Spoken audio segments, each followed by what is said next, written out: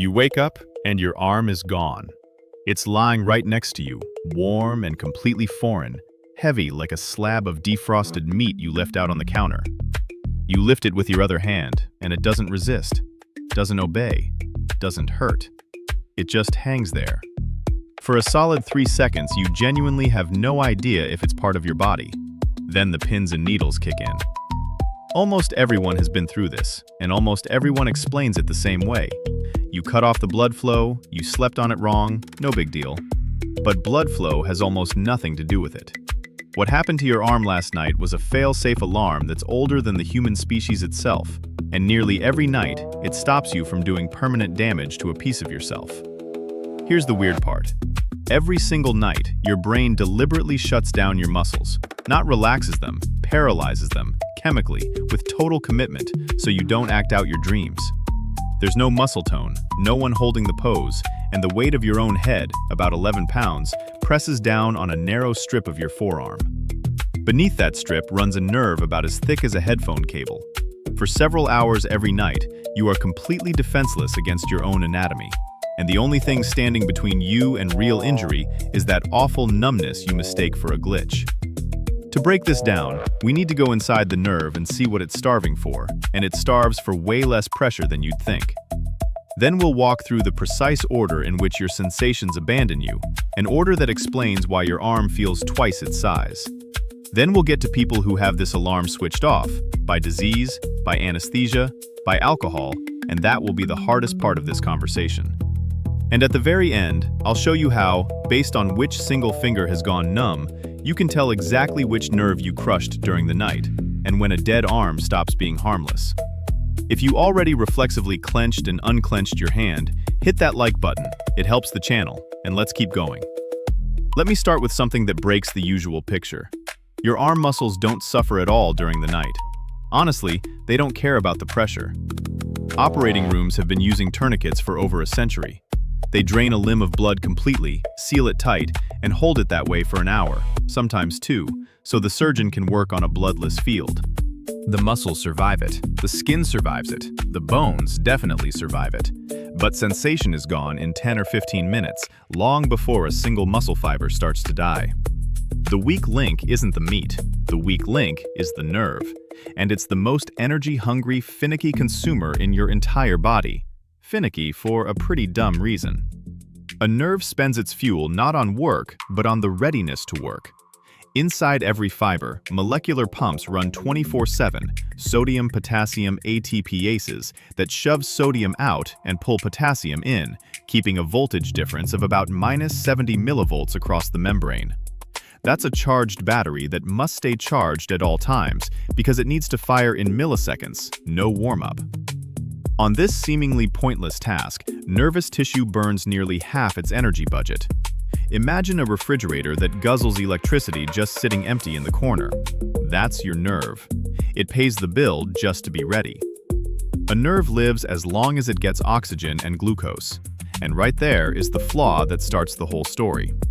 The nerve isn't fed from the outside. It has its own microscopic blood vessel network woven right through the nerve trunk. Those vessels are thinner than a hair, sitting in loose, soft tissue with zero protection.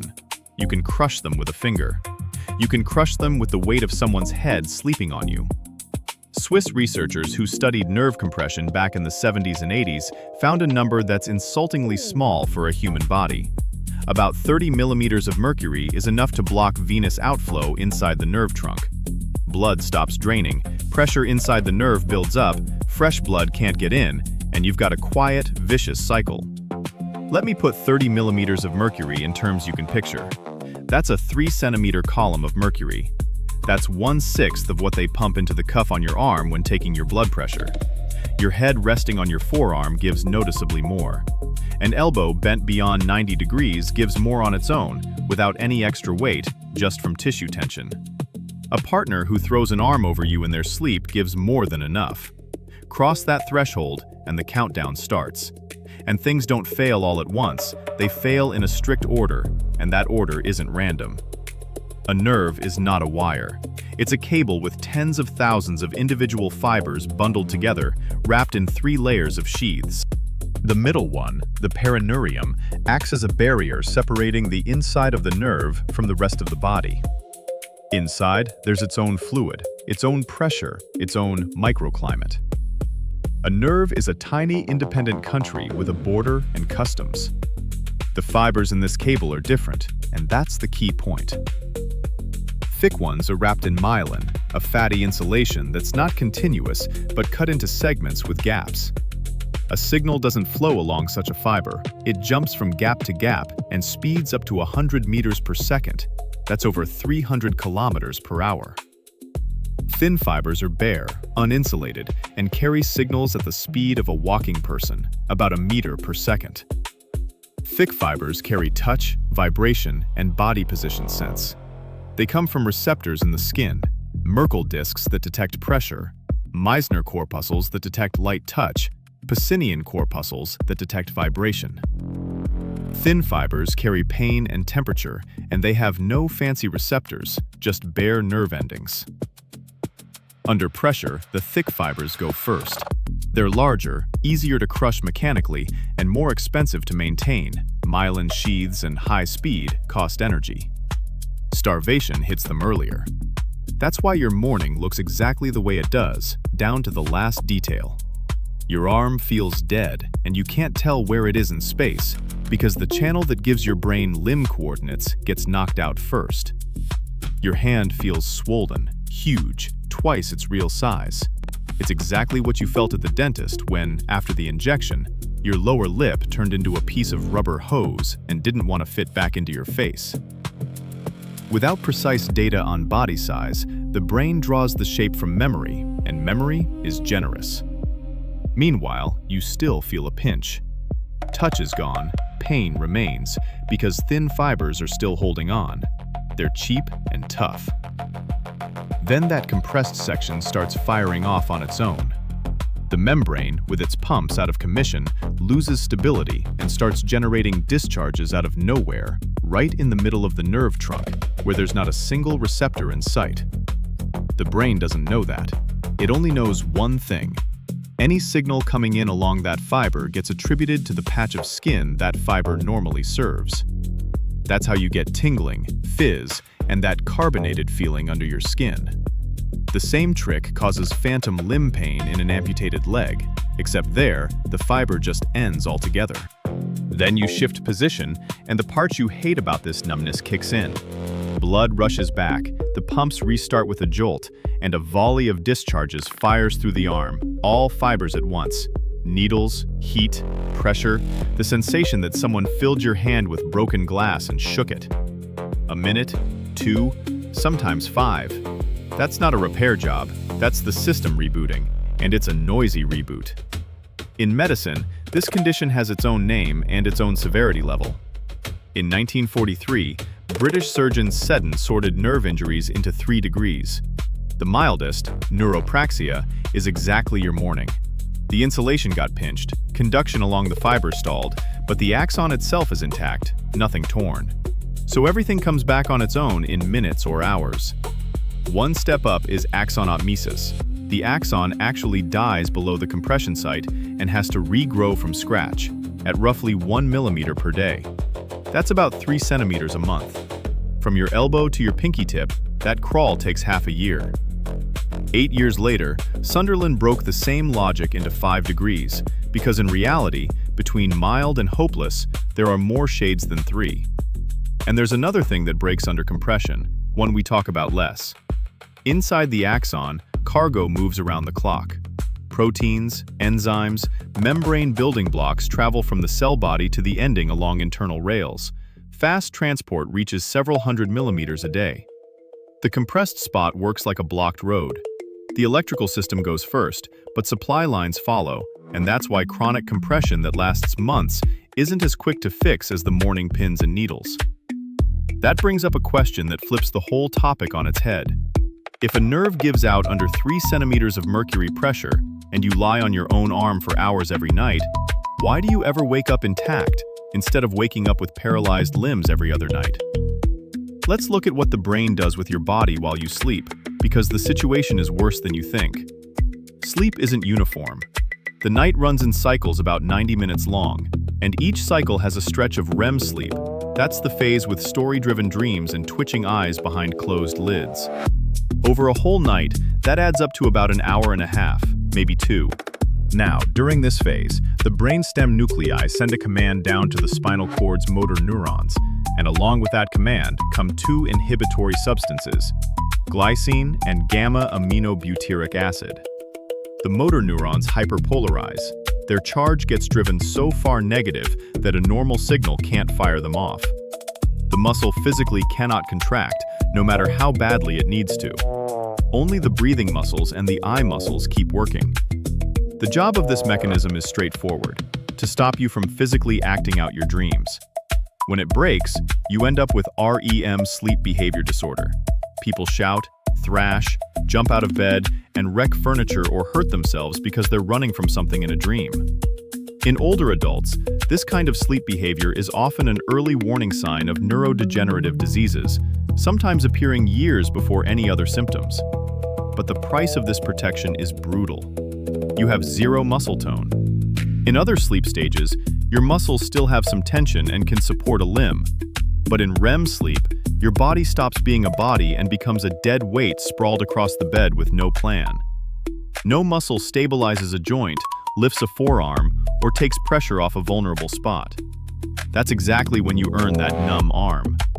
So you need a second circuit, one that works independently of the first and doesn't shut off when your muscles do. And it exists.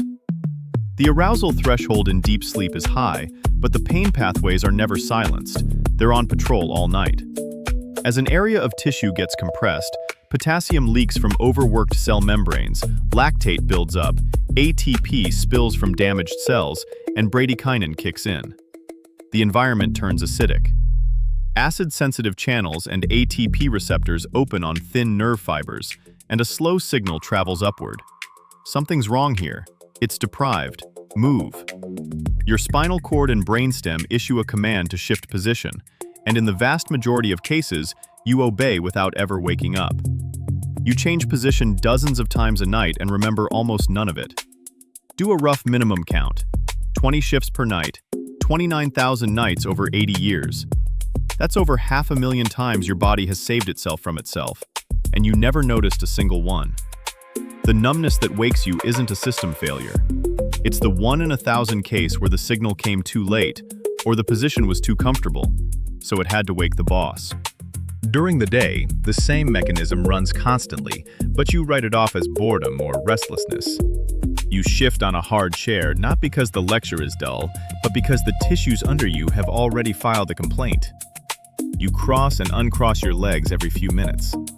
You switch your bag from one shoulder to the other before you've even registered that it's heavy. You toss and turn in an airplane seat where you fell asleep with your arm on the armrest, and you wake up exactly because your hand has gone wooden. The situations where this system kicks in are almost boringly every day. Your arm tucked under your head, your partner's head on your shoulder, a watch strap fastened one notch too tight, a night with a child asleep in the crook of your elbow where you're also afraid to move, a long bike ride that has its own complication name, cyclist's palsy. The ulnar nerve gets compressed by the handlebar against the bones at the base of your hand, and then your pinky goes numb for hours. And your phone, held above your face while lying down, until your arm starts to treacherously drop. By the way, drop one word in the comments. Which finger goes numb first, your pinky or your thumb? That one word tells me who sleeps with an arm under their head and who has an issue in their hand. I'm curious which one wins. Now, let's look at what happens when this second circuit is turned off. That's when the topic shifts from everyday to serious. The clearest illustration of this comes from India, in the city of Vellore, where surgeon Paul Brand worked with leprosy patients in the second half of the 20th century. For centuries, people believed the disease itself ate away flesh and gnawed off fingers, that it destroyed the body on its own. Brand proved that wasn't the case. The bacteria kill the nerves and strip away sensation. Everything else, the person does to themselves without knowing it. They don't feel that the water in the basin is boiling hot. They don't feel a pebble in their shoe and wear their foot down to the bone. They don't feel their hand being crushed and hold it that way for hours. Ordinary, everyday pressures destroy the body because there's no signal to stop them. After this, Brand wrote a book about pain as a gift. It wasn't poetic metaphor. It was the conclusion of 30 years of clinical practice. The same mechanism works in bedridden patients, and it's called a pressure ulcer. It's not about dirt or bad skin. It's an area that's been under pressure for hours because the person couldn't shift position or didn't get the signal to move. The tissue dies from the same kind of starvation your nerve experiences at night, except it's played out to the end. That's why the first thing caregivers do for these patients is turn them on a schedule, manually doing the work your body does for free every night. Then there's the scenario paramedics see regularly, no exotic cases needed. A person passes out deeply from alcohol or opioids, the pain alarm is chemically silenced, and lies on their arm for 6 or 8 hours. Under that pressure, muscle tissue dies en masse, and myoglobin is released into the bloodstream, clogging the kidney tubules. That's rhabdomyolysis with acute kidney failure. At the same time, swelling builds up inside the muscle compartment, but that compartment is bounded by fascia, which barely stretches. So the pressure inside rises on its own, without any external cause. Sometimes the only option is to cut the fascia, release the pressure, and save the limb. That's where a night ends when your arm couldn't wake its owner. There's also a separate group of people whose nerves break under pressures that are completely harmless to you. There's a hereditary condition where a nerve breaks just from sitting cross-legged or sleeping on your side. A defect in the gene responsible for one of the proteins in the myelin sheath makes the insulation brittle, and a normal posture gives you a week or a month of paralysis. People with this diagnosis find out about it by accident, when a young, healthy person gets up with a wrist drop for the second time in a year and has no idea what's happening. Your system is sturdy. It just has a version with a manufacturing defect, and it honestly shows you what material it's made of. Your body works all night like a neighbor banging on the wall because your wiring is smoking. It bangs annoyingly at the worst possible moment with no explanation. But the alternative is fire. Now let's get back to the unpleasant stuff, because nighttime numbness has a second origin, one that doesn't come from your posture, but from the inside. Carpal tunnel syndrome almost always starts at night, and there's a hard logic to that. The carpal tunnel is a narrow passage at the base of your hand. The floor and walls are made of bone. The ceiling is a tough ligament that doesn't stretch. 9 tendons and 1 median nerve pass through it, and there's exactly enough space, no extra. When you lie down, fluid shifts from your legs to your upper body, and the tissues in your hands swell slightly.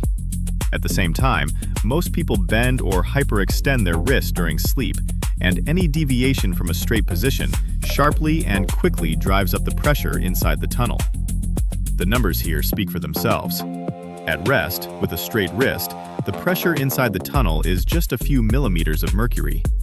In carpal tunnel syndrome, even in that same relaxed position, it rises above 30. And when the wrist is bent, it shoots up to 90 or higher.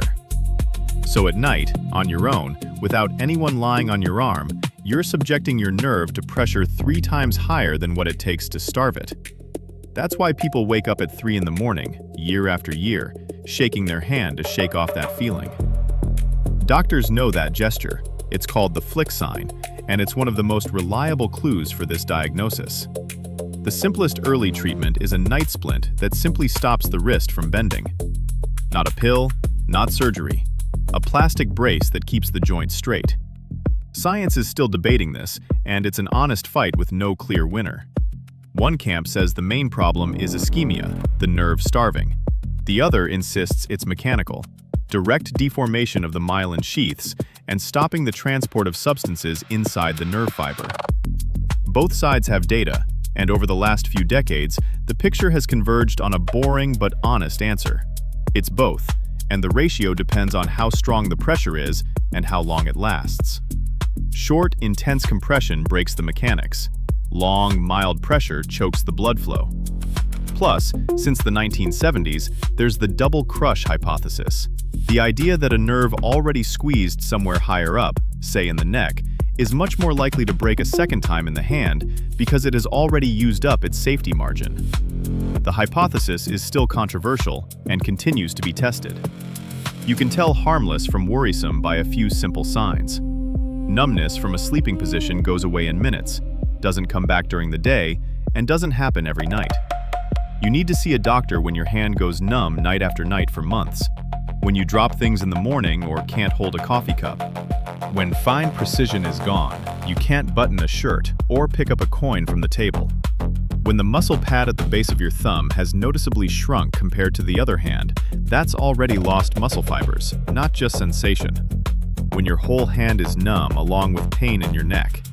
When the numbness doesn't go away for a whole day.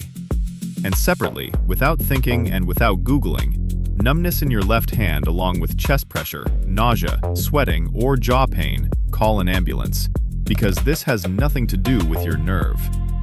One more small note about what to do with your hand when it happens. Rubbing it, pounding it, kneading it, almost no point. Recovery depends only on how fast the nerve gets blood flow again, not on how hard you tap it. Remove the pressure, lower your hand down, give it a minute and a half. Everything else is handled by the pumps in the nerve membranes. They run at their own speed, and your effort won't change that. Next time you wake up with a stranger's arm under your head, take a second look at it. It isn't a glitch, it isn't just a pinched nerve in the everyday sense, and it's not a punishment for sleeping in a weird position. It's a bill that came due right on time. Under that dead weight of your own arm, there was a cable running all night, keeping the charge going as long as the oxygen held out. When the oxygen ran low, it did the only thing it knows how to do. It cut the fine-tuned signals, left only the pain, started firing blind, and screamed at your brain until you finally shifted your weight. Every night, for a few hours, you're completely unguarded. Your muscles are deliberately switched off. Your posture is random. Your weight is scattered any old way, and your only night watchman is that very feeling you wince at in the morning. The pins and needles in your palm aren't a malfunction. It's a receipt, proof that you were woken up just before it was too late. If you want more breakdowns like this of the things your body does to you every day without asking, hit subscribe. There's a lot more uncomfortable detail coming your way.